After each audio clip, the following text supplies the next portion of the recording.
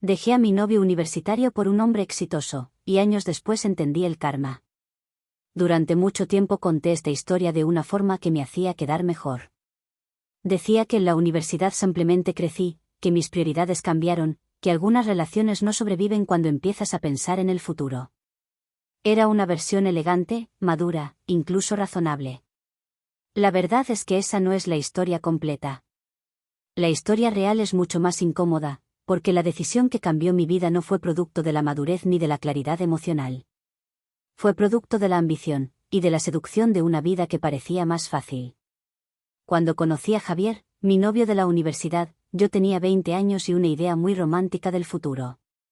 Estudiábamos en la misma facultad, compartíamos muchas clases y, como suele pasar a esa edad, empezamos siendo amigos antes de convertirnos en pareja. Javier no era el tipo de hombre que llamaba la atención al entrar en una habitación. No era el más carismático ni el más seguro de sí mismo.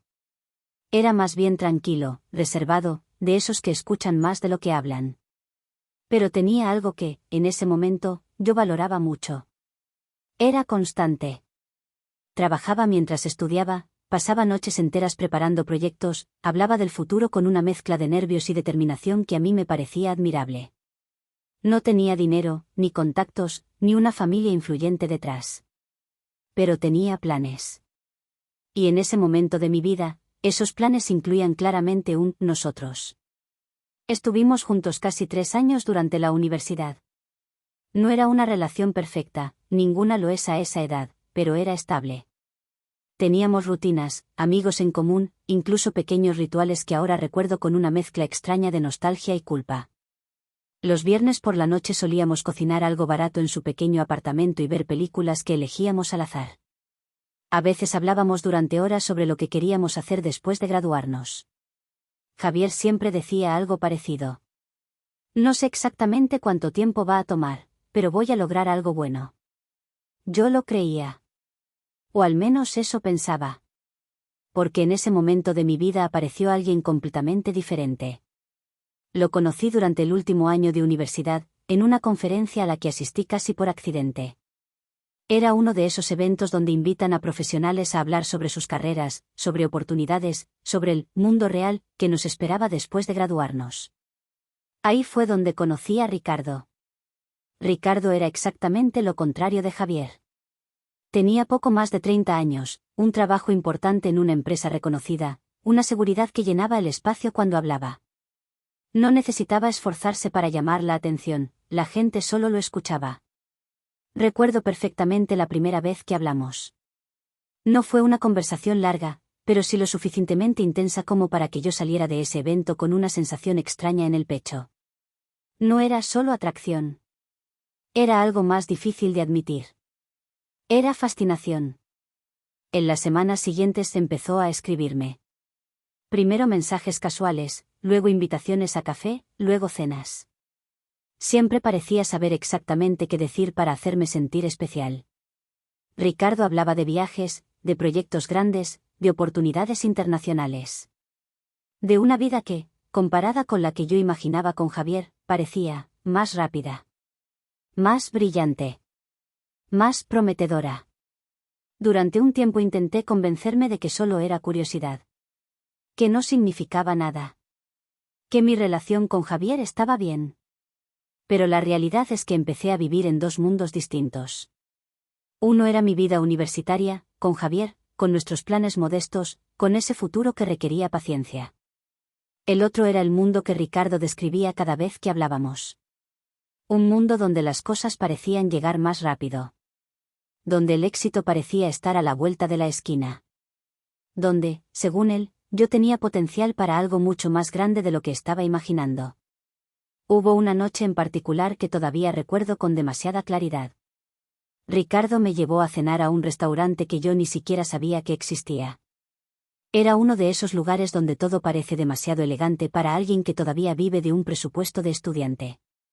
Durante la cena me dijo algo que en ese momento me pareció halagador.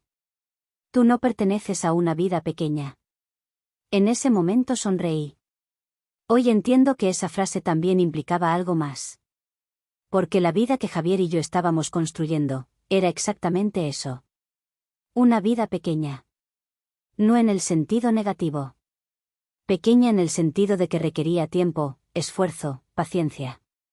Pero en ese momento de mi vida, yo ya había empezado a mirar en otra dirección. Durante semanas luché con esa decisión. O al menos eso me gusta creer ahora. Porque si soy completamente honesta, una parte de mí ya había tomado la decisión mucho antes de admitirlo. Cuando finalmente hablé con Javier, recuerdo perfectamente su expresión. No hubo gritos, ni drama, solo silencio. Le dije que necesitaba explorar otras posibilidades, que sentía que nuestras vidas iban en direcciones distintas, que era lo mejor para ambos. Palabras muy adultas. Muy racionales. Muy convincentes. Pero cuando Javier me preguntó si había alguien más, no fui capaz de mentir. Recuerdo que asintió lentamente. Luego dijo algo que en ese momento me pareció una reacción tranquila. Espero que te haga feliz. No me di cuenta entonces de lo que realmente significaba esa frase. Porque en ese momento estaba demasiado concentrada en la nueva vida que estaba empezando. Ricardo y yo empezamos nuestra relación poco después. Y durante un tiempo, todo parecía confirmar que había tomado la decisión correcta. La vida con él era cómoda. Emocionante. Llena de promesas. Cuando me sugirió que no necesitaba seguir con mi carrera inmediatamente, que podía tomarme un tiempo, que él podía encargarse de todo mientras yo decidía qué quería hacer con mi futuro, me pareció una señal de amor. De generosidad. De compromiso. Acepté sin pensarlo demasiado. Y durante los primeros años, la vida fue exactamente como Ricardo había prometido. Hasta que, poco a poco, empecé a notar algo que en ese momento no sabía cómo interpretar. Pequeños cambios. Pequeñas distancias. Pequeños silencios. Comportamientos que, curiosamente, me resultaban demasiado familiares. Porque años antes, yo misma los había tenido con alguien que me amaba. Actualización 1. Los primeros años con Ricardo fueron exactamente como él había prometido. Después de la universidad nos mudamos juntos a un apartamento en una zona que yo jamás habría podido pagar por mi cuenta. Todo parecía fácil. Demasiado fácil. Ricardo trabajaba mucho, pero cuando estaba en casa era atento, cariñoso, generoso. Le gustaba hablar de viajes, de planes a largo plazo, de inversiones. Tenía una forma muy segura de explicar el futuro, como si todo estuviera bajo control. Yo me sentía orgullosa de él. Y, si soy honesta, también me sentía orgullosa de la vida que tenía con él. Cuando me sugirió que quizá no necesitaba apresurarme a terminar mi carrera, lo dijo de una forma que sonaba completamente razonable. No tienes que estresarte por trabajar inmediatamente, me dijo una noche mientras cenábamos. Yo puedo encargarme de todo por ahora. Puedes pensar con calma qué quieres hacer después. En ese momento me pareció un gesto de apoyo. Javier y yo habíamos pasado años contando monedas, organizando horarios imposibles entre trabajo y estudio. Con Ricardo, de repente, la presión desaparecía.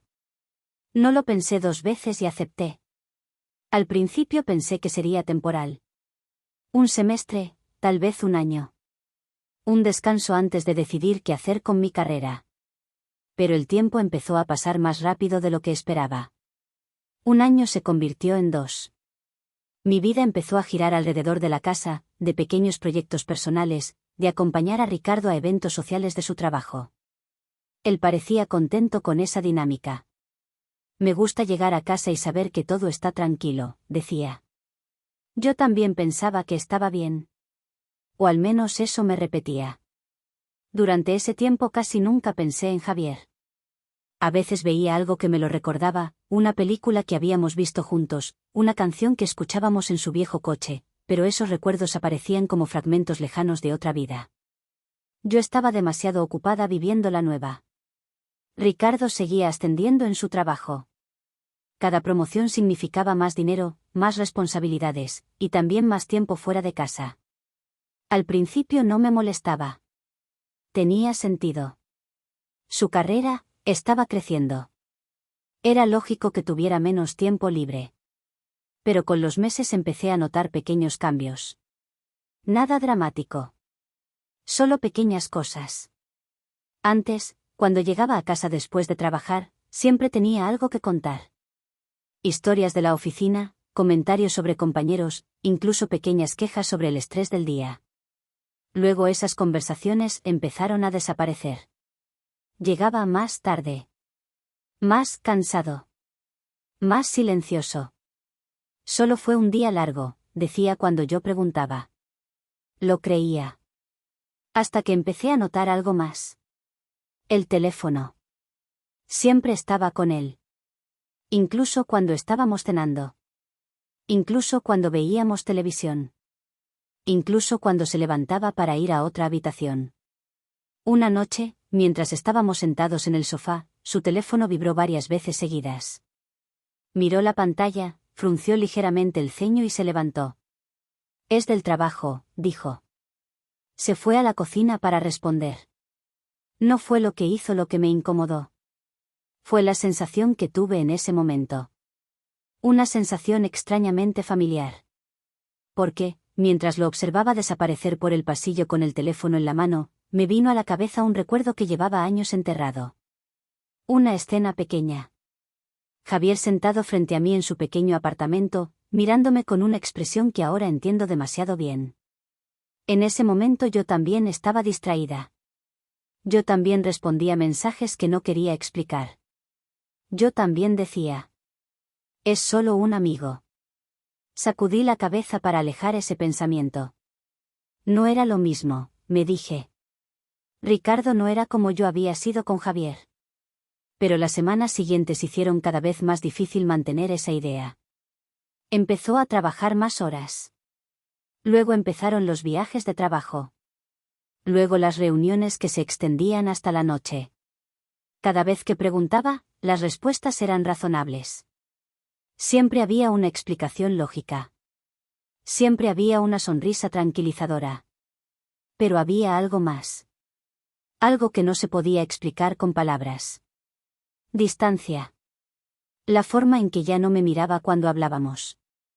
La forma en que las conversaciones se volvían más cortas. La forma en que parecía estar en otra parte incluso cuando estaba sentado frente a mí. Una noche intenté hablar con él directamente. Siento que estás lejos últimamente, le dije. Ricardo suspiró, como si la conversación fuera predecible. Solo estoy cansado, respondió. El trabajo está muy intenso últimamente. Asentí.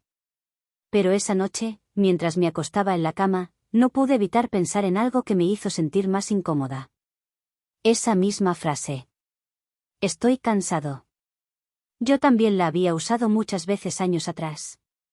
Cuando Javier empezaba a notar que algo estaba cambiando. En ese momento todavía no sabía exactamente qué estaba pasando con Ricardo. Pero una parte de mí empezaba a reconocer el patrón. Y lo peor de todo era que, en el fondo, sabía exactamente cómo terminaban ese tipo de historias. Porque yo misma había escrito una igual, años atrás. Actualización 2. Durante un tiempo intenté convencerme de que estaba exagerando.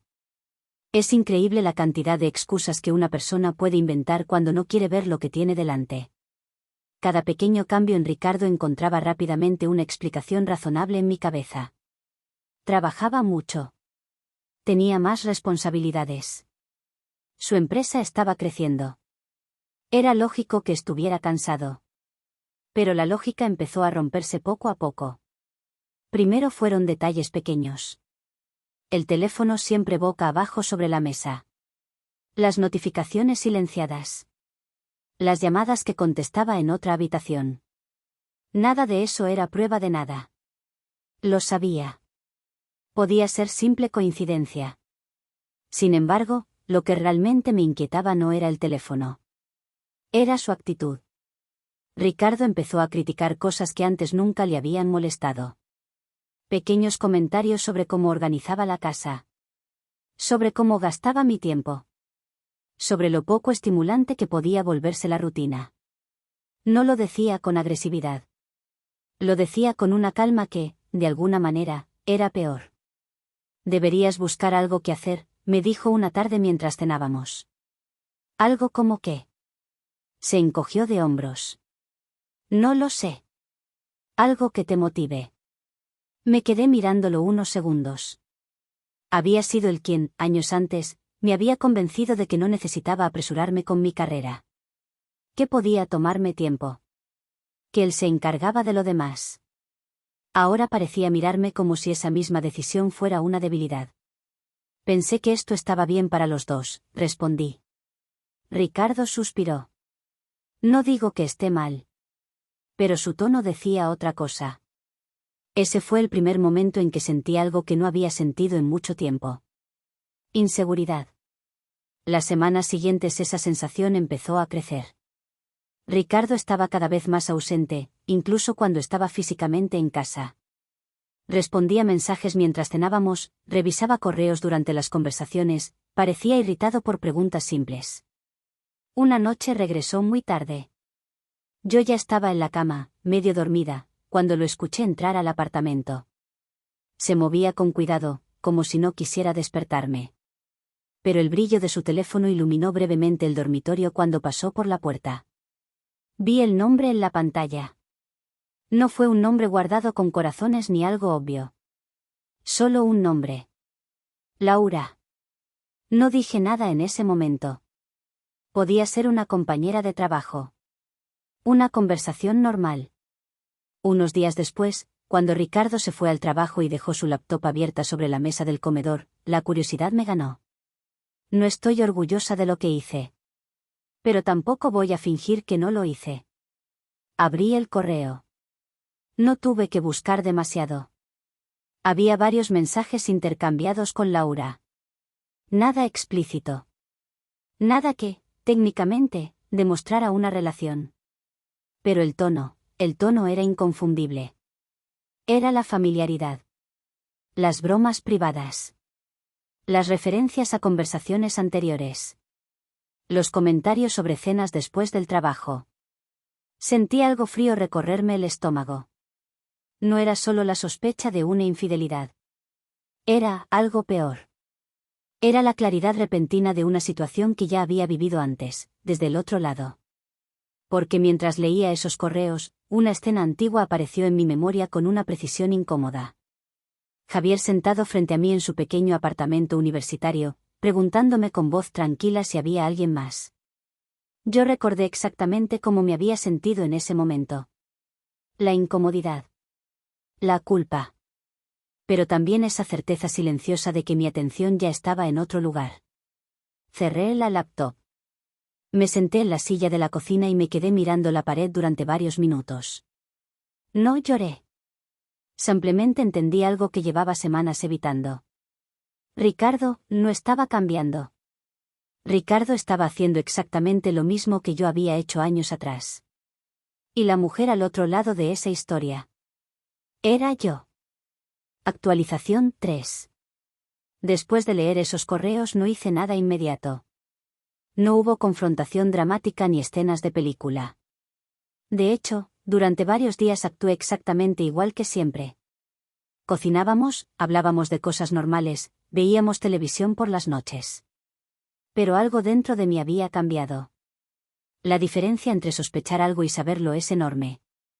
Cuando sabes, empiezas a ver todo con una claridad incómoda. Cada mensaje que Ricardo respondía mirando el teléfono con una ligera sonrisa. Cada vez que decía que tenía que quedarse un poco más en la oficina. Cada vez que parecía ausente incluso cuando estaba sentado frente a mí. Ahora todo encajaba. Una noche decidí preguntarle directamente. No lo hice con rabia. No levanté la voz. Solo estábamos cenando y dije. ¿Quién es Laura? Ricardo dejó el tenedor sobre el plato. No parecía sorprendido. Ese fue el primer indicio claro de que mi intuición no estaba equivocada. Una compañera del trabajo, respondió. ¿Solo eso? Ricardo suspiró lentamente. ¿Revisaste mi computadora? La pregunta era una forma elegante de evitar responder la mía. ¿Solo eso? Repetí. Hubo un silencio breve. Luego dijo algo que no esperaba escuchar de forma tan directa. No empezó así. Sentí un pequeño vacío en el pecho. No era exactamente dolor. Era más bien una sensación extraña de reconocimiento. ¿Desde cuándo? Ricardo se pasó la mano por la cara. Hace unos meses. ¿Meses? Asintió.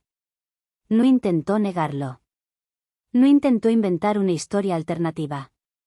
Eso, curiosamente, lo hacía todo más claro. ¿Estás enamorado de ella? Pregunté. Ricardo dudó antes de responder. No lo sé. Ese tipo de respuesta siempre significa que sí. Hubo un silencio largo. ¿Qué tiene ella que yo no tenga? Pregunté finalmente. Ricardo no respondió de inmediato. Y cuando lo hizo, sus palabras fueron exactamente lo que temía escuchar. Es diferente. ¿Diferente cómo? Tiene su propia carrera. Es muy ambiciosa. Muy preparada. Sentí algo retorcerse dentro de mí. Porque la ironía era brutal. ¿Sabes qué es lo curioso? Dije. Ricardo frunció el ceño. ¿Qué? ¿Que fuiste tú quien me convenció de dejar la mía? No dijo nada. Fuiste tú quien dijo que no necesitaba preocuparme por trabajar. Que podía tomarme tiempo. Que tú te encargarías de todo. Ricardo se encogió de hombros, incómodo. Las cosas cambian. Esas 3 palabras me golpearon más fuerte de lo que esperaba. Porque en ese momento entendí algo que llevaba años enterrado. Años atrás, Javier había hecho una pregunta muy parecida. ¿Qué tenía Ricardo que él no tuviera? Y yo también había dado una respuesta que sonaba muy similar. Es diferente. Sentí una mezcla incómoda de emociones. Rabia. Tristeza. Pero también algo que no esperaba. Comprensión. No porque Ricardo estuviera haciendo algo correcto, sino porque ahora entendía exactamente cómo se sentía la persona al otro lado de esa conversación. ¿Estás pensando en dejarme? Pregunté. Ricardo bajó la mirada. No lo sé todavía. Era una forma suave de decir que sí. Durante los días siguientes hablamos varias veces. No fueron discusiones explosivas. Más bien conversaciones largas, cansadas, donde ambos parecíamos entender que algo ya se había roto. Finalmente Ricardo tomó una decisión. Creo que es mejor que nos separemos, dijo una noche. Lo dijo con el mismo tono calmado con el que yo había terminado con Javier años atrás. La simetría de la situación era casi absurda. Recogí algunas cosas y me mudé temporalmente al apartamento de una amiga.